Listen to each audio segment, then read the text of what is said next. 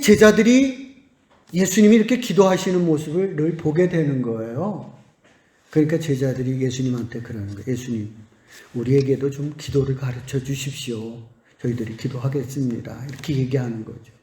그것이 뭐냐면 바로 우리가 잘 알고 있는 주기도문이라는 거예요. 누가복음에 가겠습니다. 누가복음 11장입니다. 누가복음 11장 1절에부터 4절까지 있는 말씀 교독해 가겠습니다. 예수께서 한 곳에서 기도하시고 마치심에 제자 중 하나가 여짜오되 주여 요한이 자기 제자들에게 기도를 가르친 것 같이 우리에게도 가르쳐 주옵소서. 예수께서 이르시되 너희는 기도할 때 이렇게 하라. 아버지여 이름이 거룩히 여김을 받으시오며 나라가 임하시오며 우리에게 오늘 날마다 일용할 양식을 주시옵고 우리가 우리에게 죄 지은 모든 사람을 용서하오니 우리 죄도 사하여 주시옵고 우리를 시험에 들게 하지 마옵소서. 아멘. 마태복음의 우리 주기도문의 시작이 뭘로 시작되죠? 하늘에 계신 우리 아버지여로 이렇게 시작이 돼요. 근데 누가복음은 바로 뭘로 시작해요?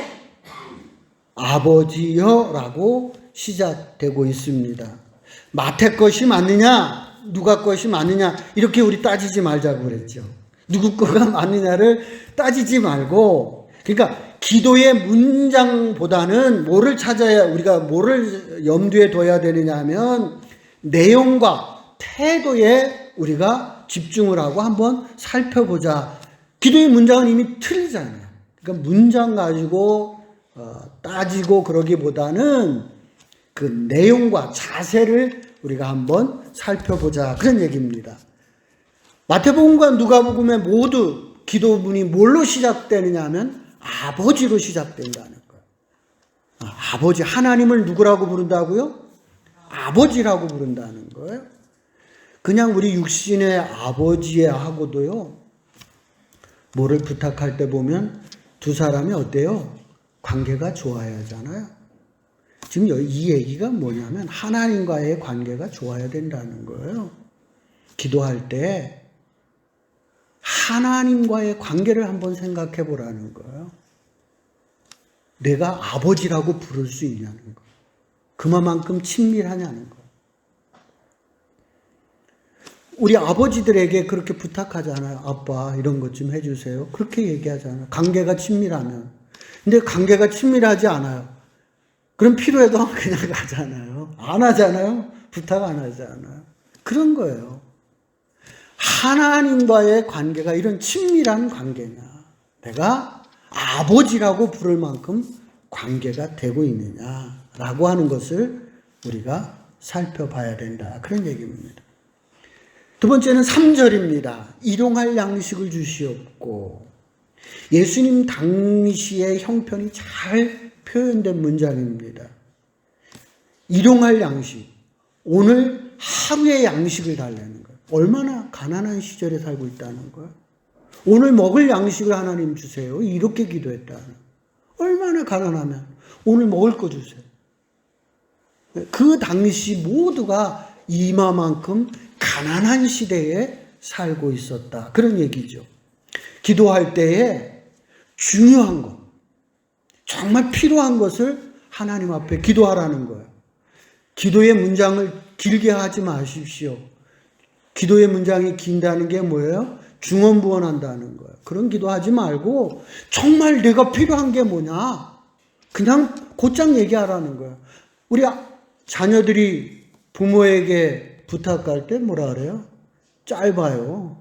돈 주세요. 네, 짧아요. 길지 않아요.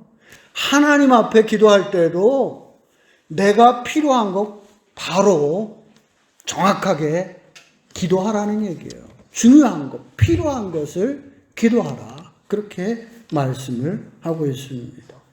4절에 있는 말씀이에요. 우리가 우리에게 죄 지은 모든 사람을 용서하오니 우리 죄도 사하여 주시옵고. 하나님 앞에 와서 하나님 내가 이런 죄를 지었네요, 내 죄를 용서해 주세요 라고 기도하기 전에 너는 먼저 뭐를 하고 오라는 거예요? 너가 용서해야 될 사람들이 있으면 먼저 용서해 주고 와서 나에게 용서를 구하라는 거예요. 그래야 맞다는 거예요. 너는 용서해 주지 않고 너는 원수처럼 생각하는 마음을 가지고 있으면서 나에게 와서 용서를 구하지 말라는 거예요. 너도 가서 용서를 해주고 나에게 오라는 거예요. 그리고 내가 죄를 지었으니 나의 죄를 사하여 달라고 기도하면 하나님께서 그 너의 죄를 사하여 주실 것이다. 이렇게 말씀하고 있습니다. 마지막으로 한 번 더 살펴볼 거는 시험에 들게 하지 마시옵고. 그래요. 진짜 여러분 시험 당해보세요. 참 어렵습니다. 우리 참 약해요. 이런 시험에 들 때 보면 못 벗어나요. 강한 척 하지 마세요. 얼마나 약해요, 우리. 그러니까 하나님 나 약하니까 시험에 들지 않게 해주세요. 나 이거 들면 나 오래 가요. 나 들지 않게 해주세요. 그렇게 기도하라고 이야기하고 계십니다. 우리 주보에 옆면에 있는 거 볼까요? 저는 이 기도문을 보면서 좀 찔려서 좀 올려봤어요. 마태복음에 올라와 있는 주기도문을 보고 우루과이의 어떤 성당에 있다가 써놓은 기도문이래요. 여기 보니까 세 번째 보니까 아버지여 하지 말래잖아요. 왜 아버지라고 하지 말라라느냐? 아들 딸로서 살지도 않으면서 뭐 네가 아버지라고 부르냐? 그런 얘기예요. 찔리네. 내가 아버지라고 부르려면 내가 아들 딸로서 살고선 아버지라고 불러야지. 나는 아들 딸로 살지도 않으면서 뭘 아버지라고 하나님 앞에 그렇게 기도하냐? 그런 얘기예요. 하늘에 계신 하지 말라는 거예요. 오직 너는 세상 것만 관심이 있으면서 뭐 네가 언제 하늘 한번 쳐다봤냐 이거예요. 우리라고 하지 말래요. 네가 뭐 우리라고 하는 거 생각해봤냐 말이죠. 다 너 혼자만 생각했지, 네 입장만 생각했지, 네가 언제 우리라고 하는 거를 생각해봤냐. 그런 기도하지 마라. 전혀 너하고 관계없이 살면서 왜 입으로는 맨날 그런 기도하냐. 얼마나 찔렸든지 모릅니다. 우리는요, 정직하게 하나님 없이 살 수 있을 만큼 위대해졌습니다. 이제 우리는 일용할 양식을 구하는 거지의 삶에서 벗어났습니다. 기도를 해야 될 이유와 기도를 해서 뭔가를 얻어야 되겠다고 하는 절박함에서 우리는 벗어나 살고 있습니다. 그것이 우리의 모습이에요. 그래서 우리는 기도하지 않아요. 우리는 다 위대한 하나님의 형상을 가지고 살아가고 있기 때문에, 하나님처럼 살고 있기 때문에 하나님 앞에 기도하지 않고 살아간다. 그러나 이런 시대에 살고 있지만 그래도 여전히 아직도 일용할 양식이 없는 분들은 하나님 앞에 기도하시기 바랍니다. 하나님께서 분명히 주실 줄로 믿습니다. 의사들이 고치지 못하는 병을 가지고 계시는 분들, 하나님 앞에 기도하십시오. 하나님께서 고쳐주실 줄로 믿습니다. 하나님은 의사보다 위대하시기에 고치실 수 있는 능력이 그분에게 있는 줄로 저는 믿습니다. 돈도 있고 직장도 있는데 행복하지 않은 분이 있습니까? 기도하십시오. 하나님이 여러분 안에 있으면 여러분들에게 행복을 회복하게 될 줄로 믿습니다. 하나님께서 함께 하시면, 하나님이 계시면, 하나님이 도우시면 문제들이 해결받을 것을 믿습니다. 누가복음 계속해서 11장 5절 8절 말씀 교독해 가도록 하겠습니다. 한밤중에 친구가 왔다는 거예요. 그래서 와서 야, 빵 한 3덩어리만 좀 빌려달라, 구워달라 이렇게 부탁을 했다는 거예요. 근데 야, 밤중에 귀찮게 왜 그래? 그럴 친구가 없다는 거죠. 그러지 않겠어요? 친하면 또 그럽니다. 야, 내일 와, 지금. 그럴 수 있어요. 그죠? 친한 사람끼리는 또 이렇게 얘기해요. 야, 내일 와, 지금 잘 나르는데 말이지.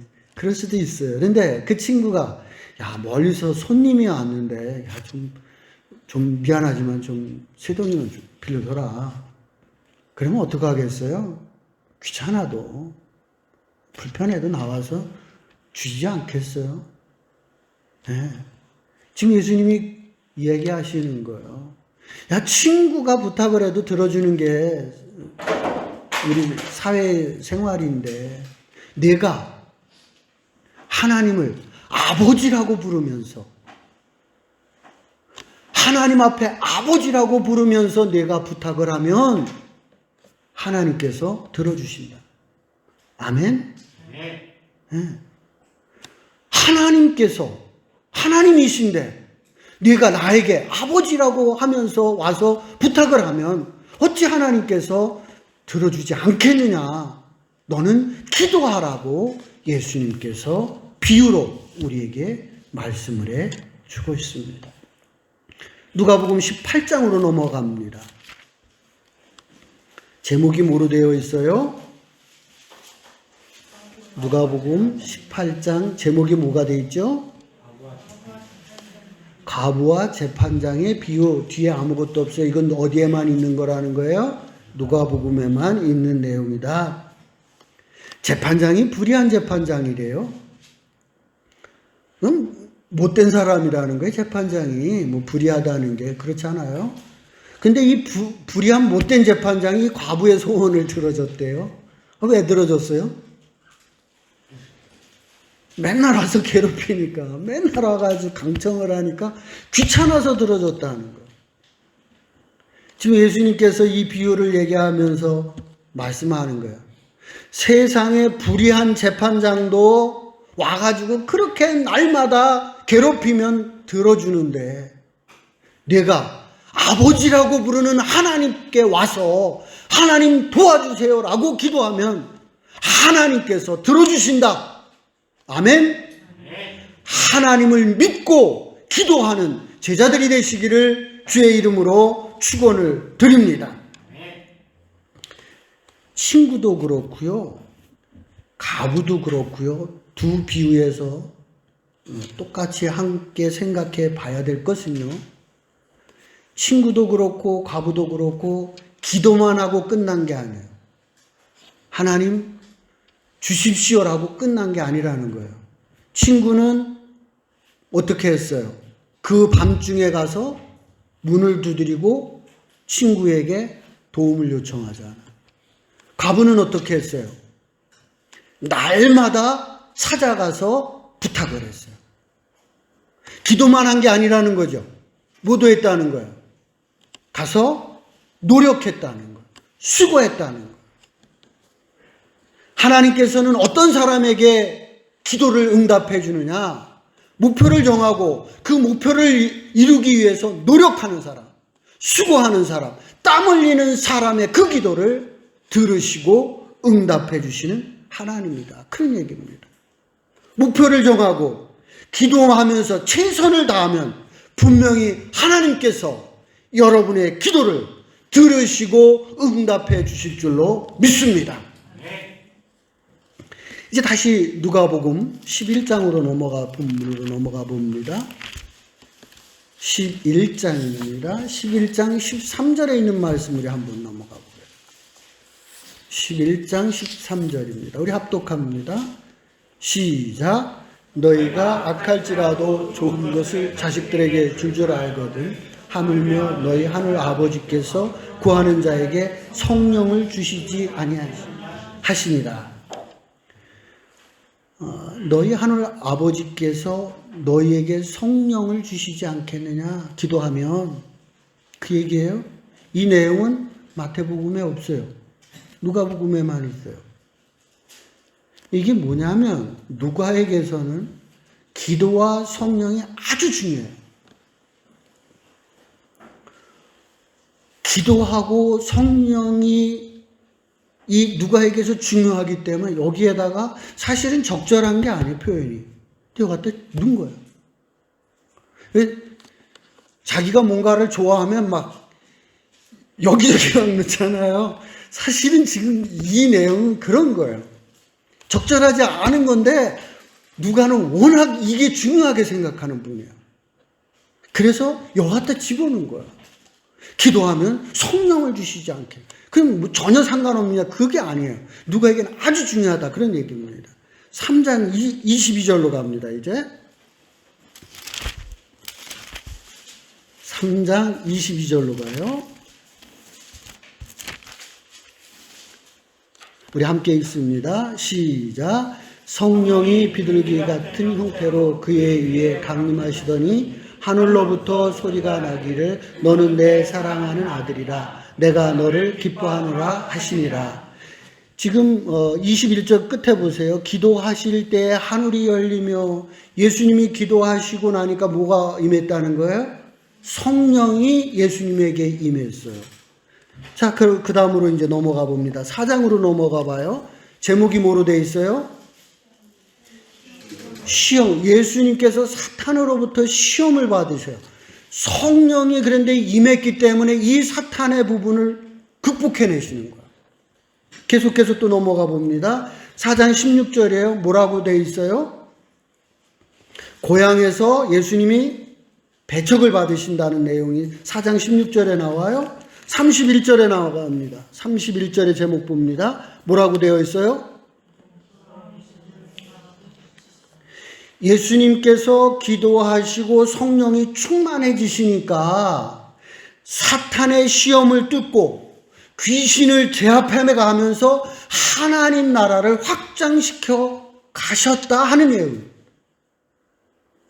예수님께서 기도하시고 성령이 충만해 주시면 주변의 사탄도 귀신도 제압을 하는 능력이 생겨요.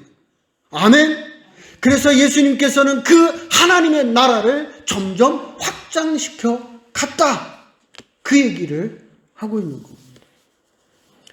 누가는 사도행전에서 기도하고 성령이 충만했더니 제자들도 예수님과 같은 놀라운 기적을 행하는 것들을 병행해서 쓰고 있어요.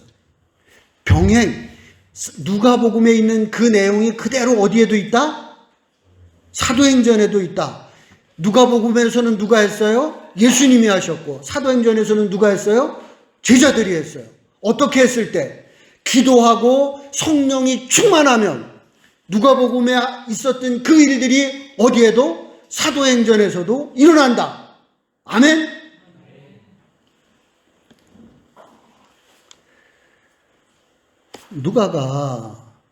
누가복음과 사도행전을 읽는 이 독자들에게 해주고 싶은 설교가 있었던 거예요. 이제 복음이 하나님의 나라가 너에게까지 왔다.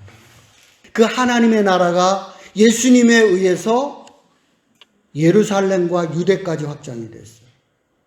사도행전에 가서는 그 사도들에 의해서 사마리아와 유럽까지 복음이 확장됐어요. 이제 하나님의 나라가 우리 마음에 왔어요. 누가가 해주려고 하는 핵심의 메시지가 이거예요. 너 안에까지 왔어요. 이제 내가 기도하고 성령이 충만해지면 복음이 어디까지 전해진다? 땅 끝까지 전해진다. 아멘? 이게 핵심이라는 거예요. 내가 기도하고 성령이 충만해지면 이제 이 하나님의 나라가 유럽까지 왔는데 이제 너에게까지 가지 않았느냐. 내가 성령이 충만해지고 기도하는 신앙의 모습을 내가 갖는다면 너로 인하여 하나님의 나라가 땅 끝까지 전파된다 라고 누가는 설교하고 있는 것이 누가와 사도행전의 핵심이라는 거예요.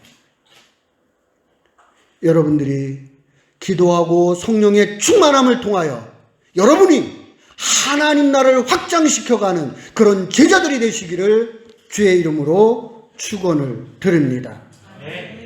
사도행전 29장을 꿈꾸는 목동교회 성도 여러분, 여러분들이 이제부터 기도하시고 성령의 충만해짐을 받으셔서 여러분에 의해서 하나님 나라를 확장시키는 그런 확장의 주인공들이 되시기를 주의 이름으로 축복을 드립니다.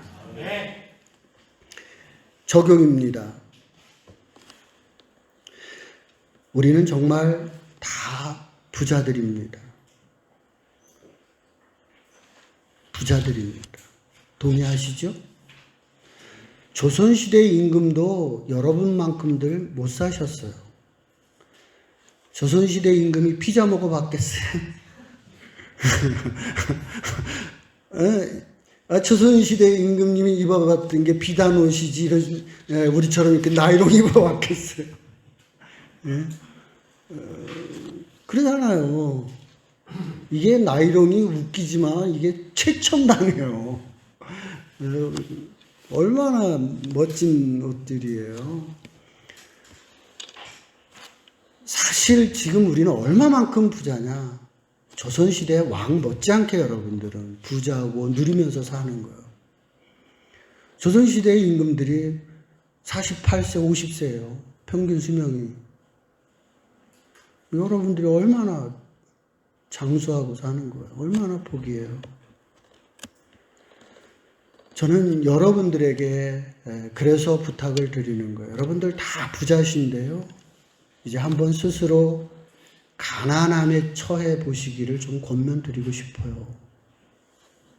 좀 한번 가난해져 보세요.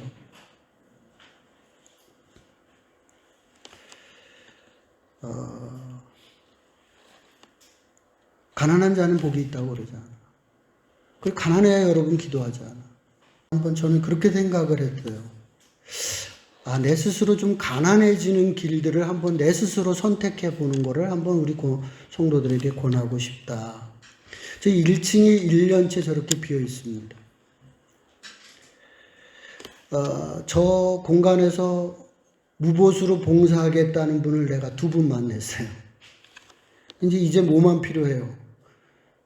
후원금 내주시는 분만 있으면 저 공간을 뭔가 그리스도의 향기가 나는 공간으로 쓸 수 있는 거예요. 좀 우리가 좀 내가 좀 이러한 것을 내가 내가 내봐야 되겠다. 내가 한번 내보도록 하자 하고 가난해져 보는 거예요. 아멘이 안 되시죠? 아멘 되시는 분만 하세요. 이게 원래 그러잖아요. 아멘 되시는 분만 한번 가난에 처해 보셨으면 적용으로 권하고 싶습니다. 2번째는요. 저의 기도 제목은 뭐냐면 떡 먹는 교회가 저의 기도 제목이었습니다. 떡 먹는 게요. 잔치 때 하고 그랬을 때 기쁜 일이 생길 때 한턱 낼 때 떡 내는 거 아니겠어요? 1, 2월에 참 저희 교회가 떡 먹는 일이 참 많았습니다. 5, 6월에도 매주마다 떡 먹는 일이 우리 교회에서 있기를 저는 기도하고 있습니다. 목표를 정하고요. 기도하면서 여러분 앞으로 전진해 가십시오.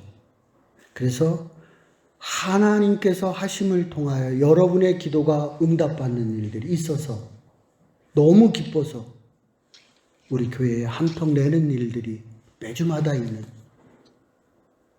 여러분이 기도하고 여러분들이 정말 성령 충만해서 하나님이 은혜를 주셔서 되었단 말이에요. 그 기뻐. 그래서 한턱 내는. 그래서 이 교회에 매주마다 떡 먹는 일이 넘치는 교회가 우리 목동교회가 되기를 축복합니다.